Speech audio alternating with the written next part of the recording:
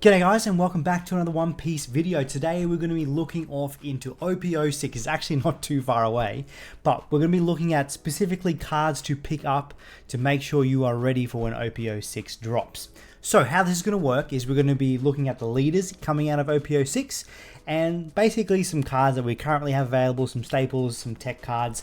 They'll be good to throw in with those leaders when everything drops. Now, this is not going to be full deck profiles or anything. We'll leave a link to One Piece top decks where you can find a bunch of winning deck profiles for each of or most of these leaders coming in OP06. Otherwise, feel free to check out places like TheEgman or D Kaizoku. That's so hard to say. They have some great deck profiles, gameplay, breakdowns. There's plenty of other channels out there that have that as well, so go check them out. We will also be having a pre-release tips for OP06 coming in the next couple of days, so keep your eyeballs peeled for that. Subscribe, like, all that other stuff if you enjoy this video. And here we have almost all the leaders coming out of OP06. For some reason, OnePieceCard.dev doesn't have Reiju on there. We'll bring up Reiju actually while we're talking about it. There she is. So there are 6 leaders coming out of OP06. Ones that have seen the most success, definitely Gecko, Moria, followed by Yamato, and then probably Perona. The other 3, see some success. Reiju actually is not too bad. The other 2, Uta and Haughty Jones, they're probably the more casual kind of decks coming out of OP06. Now, before we go into each of them, break down what we need to pick up, let's just take a quick look at decks that are still good in OP06. And these are these right here. Sakazuki, the Enel, and the Katakuri. Sakazuki saw the most tops out of the older stuff, followed by Katakuri, then Enel. Speaking of that kind of breakdown, actually, we'll pop over to One Piece top decks. And right here we can see kind of a full list of all the topping list that they have on the site here. There's obviously more than this, but this is everything that was submitted to these guys right here. And as you can see, with a whopping 63 down here, we have Gecko Moria, 63 topping lists here. Sakazuki's the next with 62. Then we have Katakuri with 32, and then Enel and Yamato both on 24, with Reiju at 15, Perona at 13, roughly around the same. And Newgate's actually an interesting one up there with 12 topping lists. Alright, first let's talk about Gecko Moria. So if we open up here, Gecko Moria's effect, Don ×1, when attacking you can rest 2 Don, discard 1 card from your hand, trash the top 2 cards of your deck, then play 1 card with Thriller, Bark, Pirates type, character, with a cost of 4 or less from your trash. So basically how Gecko Moria works is your trash is going to be your second hand. There's lots of cards that have trashing effects. And outside of Gecko Moria, we do have the big super rare Gecko Moria that allows you to play other cards out of your trash. So if we have a look here, these are some of the cards that's seen in the topping list. In particular, we want to look at this bottom row minus Kuzan. Your Borsalinos, your Rob Lucci's, your Sabos, your Ice Age, and your Great Eruption. Pretty much running every topping list that has come out of Japan, those there. So if you haven't got those already, pick them up. Look, they're not going to be cheap because of old mate Sakazuki, but if you haven't got any, you really want to play Gecko Moria, those bottom cards there outside of the Kuzan, you're probably going to want to play. I know it may not seem, it doesn't tie in well with Gecko Moria's effect needing to be a Thriller Bark, 4 cost or less, but the big super rare Gecko Moria lets you play any kind of 4 cost, which unlocks the Borsalino, the Lucci, also helps you use the Kuzan, so that's why Kuzan is in there. Not a staple, is run in some lists, as we could see with Sakazuki as well. Not a staple card to run in, but can be handy. Once again, you can run a Hinas as well to help you with the cost reduction stuff going on there. The Tashigi, also another great one for that, as well as the Suru. The new card that's kind of being played a lot in the Gecko Moria decks with the Navy cost reduction stuff is Helmeppo from Starter Deck 6. So if you haven't got yourself some of these, try and pick yourself up a playset of the Helmeppo. The on play, give one of your opponent's characters -3 cost during the turn. So is one that can be searched with brand new. And your brand new, obviously, as we know from Sakazuki, searches a lot of the other key pieces: Kuzan, Borsalino, the Ice Age, your Great Eruption, all your 2K counters. Yeah, brand new is just a great one to have as a searcher. So if you haven't play black in the last set, OP05, and you want to play Gecko Moria, pick up some brand news as well. Try and pick up play sets of all of these. Like the Hina's probably not needed as a play set. Probably even not needed in the deck, which can save you some money there. Same as with the Kuzan, not a must-of, but this bottom row is probably where most of your money is going to be sunk into with the Gecko Moria stuff. Alright, moving on to Yamato. So Yamato is our green-yellow leader. Let's take a look at Yamato's effect. Starts with 4 life, double attack, already insane. Other part of the effects, activate main once per turn. If your opponent has 3 or less life cards, give one of your characters 2 rested Don. So it really helps you try and maximize on a few characters. And Yamato, as you can see here, we only got 2 cards up here. Yamato has a few different builds. All of them can be quite good. But regardless of the build that you run, you're going to be running a playset of the Izo, and you're going to be running close to a playset of the Amaru. So if you haven't got these 2 cards, try pick up a playset of them. Now, we're going to talk about some of the different variants that we have. The first kind of variant that we can have is a complete Land of Wano variant. So you're going to be want to pick up your Momos from OP01. This is your Wano Searcher card. Searches your Land of Wano cards. Much like your Julie Bonnie, same kind of effect. You're going to rest a Don, rest Momo to do your searching. Then you have access to some really cool cards.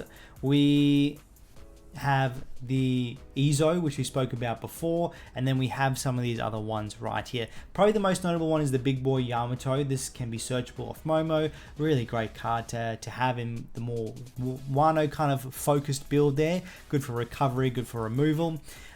The other thing is the secret rare Yamato. This wasn't seen in any of the topping lists that ran primarily the Wano package, but it's just a great card. Double attack with banish. You have with your leader that has double attack. It's just a great card to run. Great bit of pressure, but with the price of it, it's probably not a must-have, but great if you do have access to it.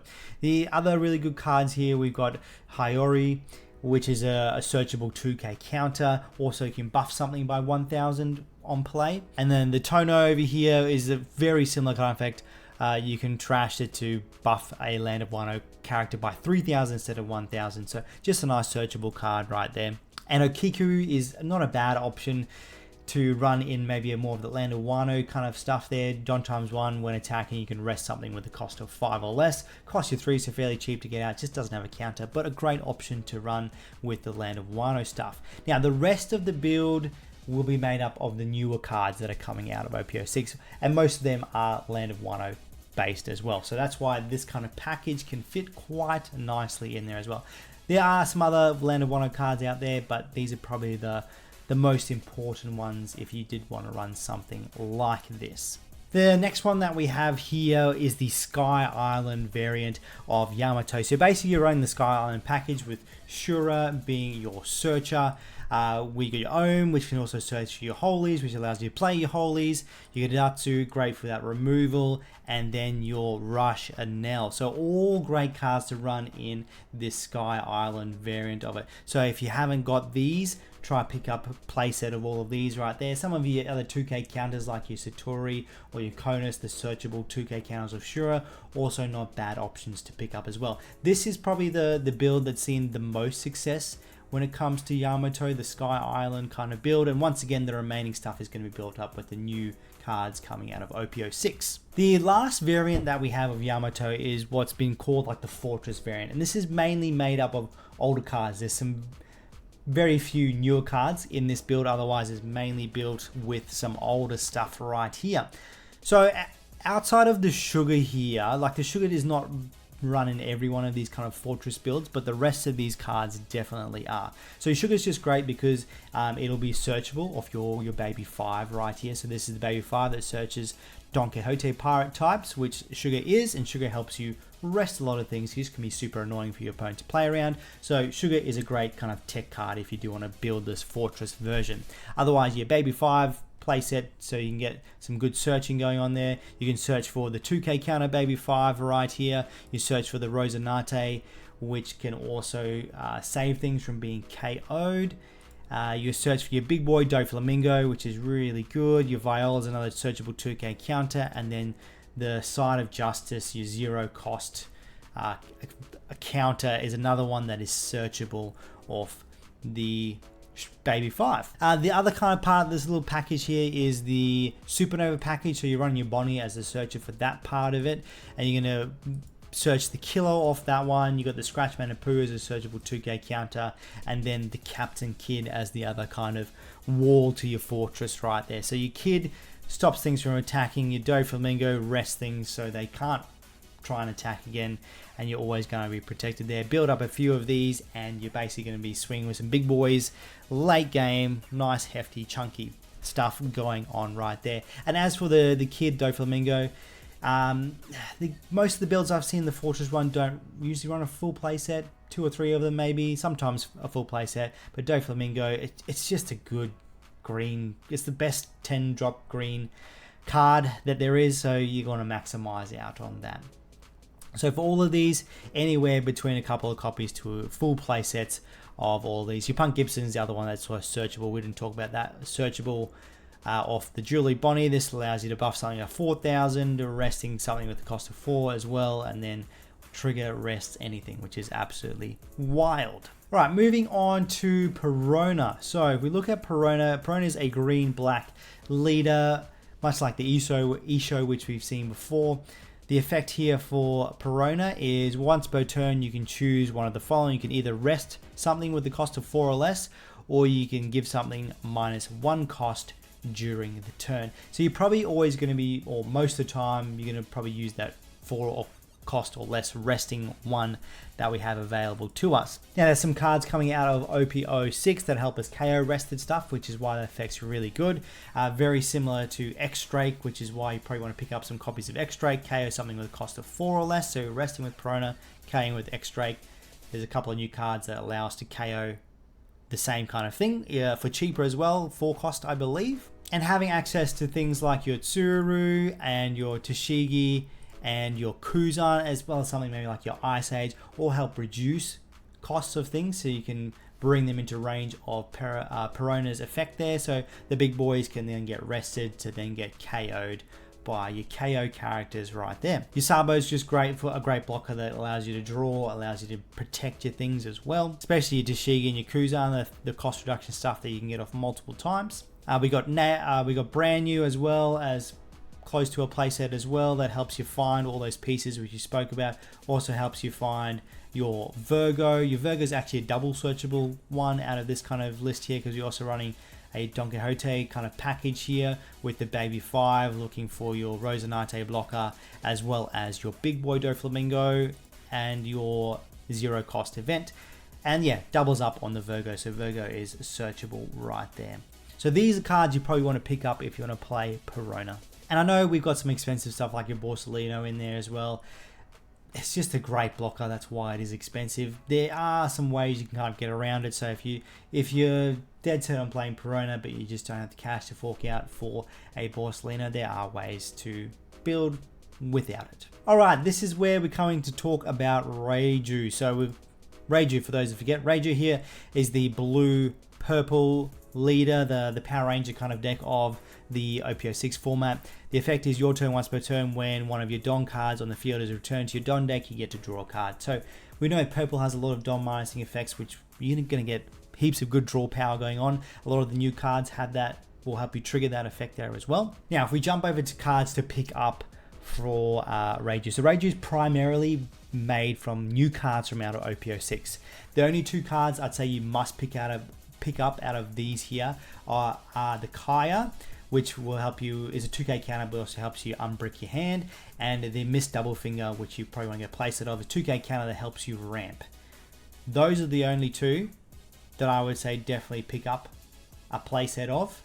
The rest of these here, you don't need them. If you got them, great. If you want to pick them up, great, go for it. The Queen is probably the most expensive one there, so that's one I'd say if you have it, use it. If you don't stress, you don't need it to play Reiju. The Gene Bart's in there as another form of ramp. You really do want to try and ramp nice and quickly. And the ramp in this deck as well helps you basically undo the dom minusing that you do for your other effects in the deck, which also allows you to draw, but you want to just re-ramp them up right there.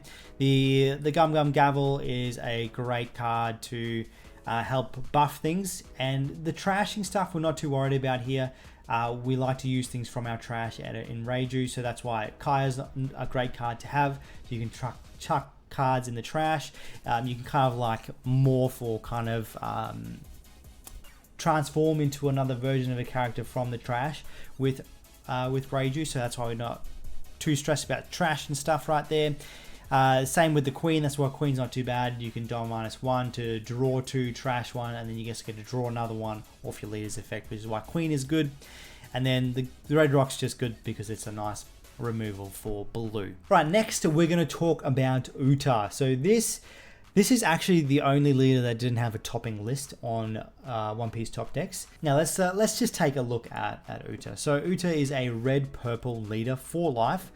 The effect is when attacking, you make a trash 1 film type card from your hand.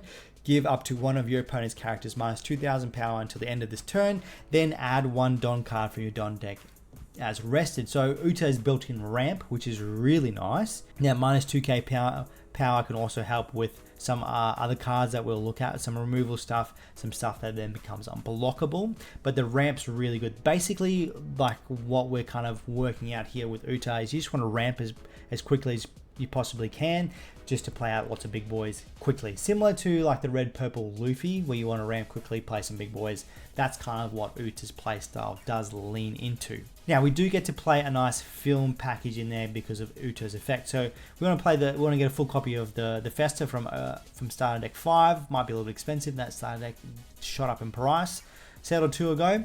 The Shiki is just a searchable 2k counter, so great one to have there. Pick up a playset of that. And then there's some of the newer cards as well, which are film type ones as well. So that's why the search is really good to have there. Going back to the ramp stuff, where we know Uta ramps, we have the Zoro Juro to help us with our ramping, and we have our Miss Doublefinger to help us with our ramping, as well as our Ain to help us with our ramping. This is a searchable ramp card. On play, you can add a Don card from your Don deck rested, so you can ramp, attack with Uta, play an and 2 cards ramp there. Another one when you've got your Zoro out there swinging. Yeah, lots and lots of ramp, which is what we want in this deck. The next kind of card you probably do want to play in the deck is a Sabo. This is just on play KO 2 things with a cost of 4,000 or less combined. The Uta can help with that. You can, basically turn something 6,000 total that you can take out with the Sabo right there. And other cards you probably do want to include is like your Rush Shanks. So pick up a couple of copies of that. If you don't need a playset of that. Don't need a playset of the Sabo either. Probably 2 or 3 copies. And as well as the starter deck, Luffy, 2-3 copies. Your main boss monster is going to be the new Shanks out of OP06 in this deck. But these are the cards I'll probably definitely pick up 2 copies to a full playset of. Next, we'll have a look at some tech cards that you could run in Uta there. So we looked at the Rush Luffy there. The Zoro makes Nami a viable kind of tech card.